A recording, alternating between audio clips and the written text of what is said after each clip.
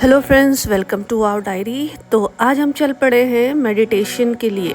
शहरों में रहने वाले लोगों के लिए कॉलोनीज, रोड्स, गाड़ियों के शोर से दूर जाना मेडिटेशन से कम नहीं है। मेडिटेशन बोल लो या पिकनिक बोल लो, जिससे भी आपका मन प्रफुल्लित हो जाए, आँखों को सुकून मिले, दिल को खुशी मिले और हफ्ते भर का समय बच जाए, तो वही तो मेडिटेशन है और वही पिकनिक है।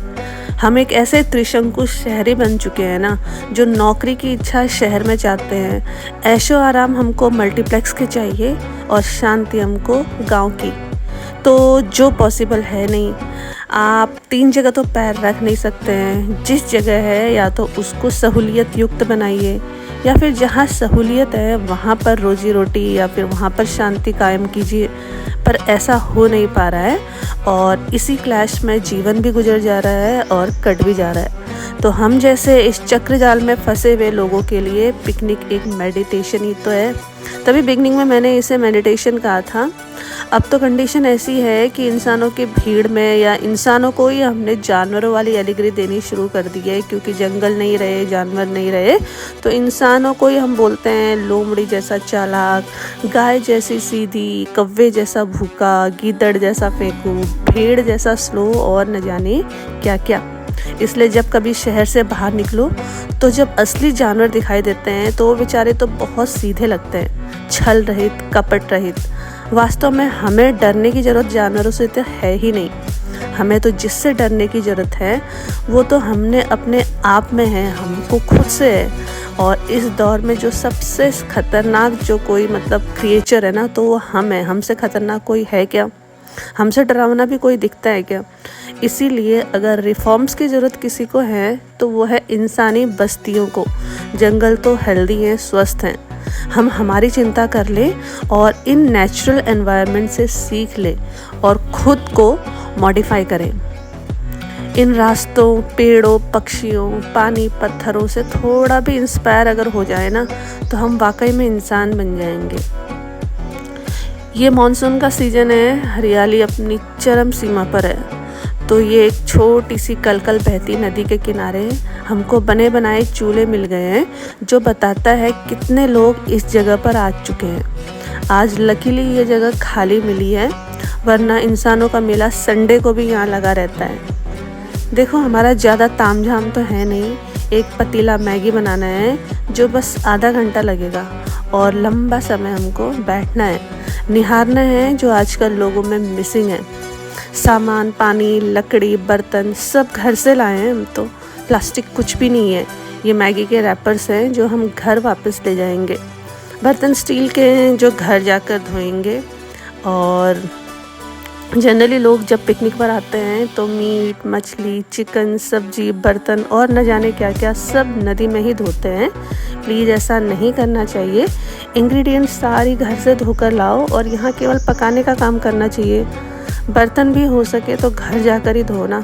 अब मैं आपको इसका रीज़न बताती हूँ क्या है। देखिए, ये जो नदी है ना, शहर से ऑल्दो बहुत दूर है, साफ़ सुथरी भी है, बट फिर भी क्या करते हैं हम लोग, इसका पानी नहीं पी सकते हैं, क्योंकि ये पानी पीने के लिए फिट है ही नहीं है। और क्योंकि हमको पता है जैसे हम इसमें जो है नॉन वेजिटेरियन आइटम्स धो रहे हैं, बर्तन धो रहे हैं, गंदगी कर रहे हैं, तो इस सेम जो प्रोसेस है वो थोड़ा सा ऊपर जाके और कोई दूसरी फैमिली या फिर दूसरा जो पिकनिक ग्रुप है वो भी कर रहा होगा।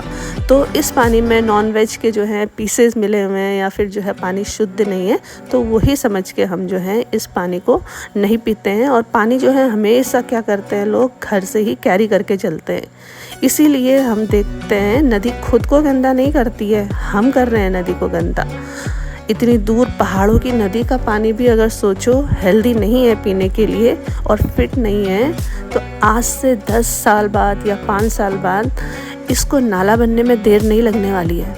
इसलिए कहती हूँ, हम सब पढ़े लिखे हैं, अपना जो कंसर्न है वो हमको एनवायरनमेंट के लिए भी दिखाना चाहिए। फाइनली मैगी बन चुकी है, हम खा भी चुके हैं। कोई एडिशनल इंग्रेडिएंट नहीं डाला इसमें, बट फिर भी बहुत टेस्टी बनी है। खाने के बाद जूठे बर्तन, प्लास्टिक, बची हुई ये सारी लकड़ियाँ हम सब बोरी में इकट्ठा करके घर ले जाएंगे। जगह को हमने पहले जैसा ही नीट एंड क्लीन बना दिया है, इनफैक्ट उससे भी ज़्यादा साफ़ करके जा रहे हैं। और मैनर्स भी यही होते हैं, leave the place the way you want it for you. आपको कोई भी जगह ऐसी ही छोड़ के जानी चाहिए जैसा आप खुद चाहते हैं कि वो जगह आपको मिले, और ये मंत्रा हर जगह के लिए अप्लाई होना चाहिए। वरना कितने लोग आते हैं, खाते हैं और पीते भी हैं और गंदगी का अंबार लगाकर चले जाते हैं। आप बच्चों को समझा सकते हैं, बट ग्रोइंग अप को क्या समझाएंगे। ये एक्चुअली इंडिविजुअल का फैमिली बैकग्राउंड और उसका ब्रॉट अप दर्शाता है कि कोई भी जो यहाँ पे पिकनिक बना के गंदगी करके जाते हैं वो कैसी फैमिली से, कैसी सोसाइटी से बिलोंग करते हैं।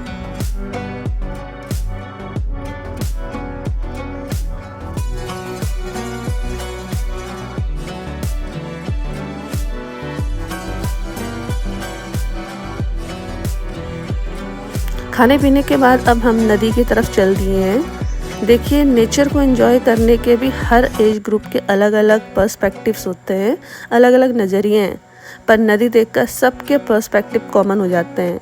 बच्चों के चेहरे की खुशी देखते ही बनती है। आज के टाइम पे 4x4 के बाथरूम में नहाने वाली इस जनरेशन को ओपन एरिया बाथ का सुख ही नहीं मिलता है। नदियाँ और मानव सभ्यता तो एक दूसरे के कॉम्प्लीमेंट हैं। नदियाँ मनुष्यों से भी पहले थी, और जिस हिसाब से नदियों की दुर्गति की जा रही है उससे भी यही लगता है कि मानव सभ्यता खुद को नदी से पहले ही ख़त्म कर देगी, क्योंकि नेचर से हम हैं और हमसे नेचर नहीं है। और ये बात नेचर रह रहकर हमको बताती भी रहती है। लैंडस्लाइड के रूप में floods, earthquakes, glacier melting, tsunami, ये सब हमें यही तो बता रहे हैं। मनुष्य दिमागी तौर पर तो पावरफुल होकर भी अगर अपने रिसोर्सेज को संभाल नहीं सकता है, तो हमारी धरती हमें फिजिकली तौर पर संभाले ये और तबाह करने में सक्षम है।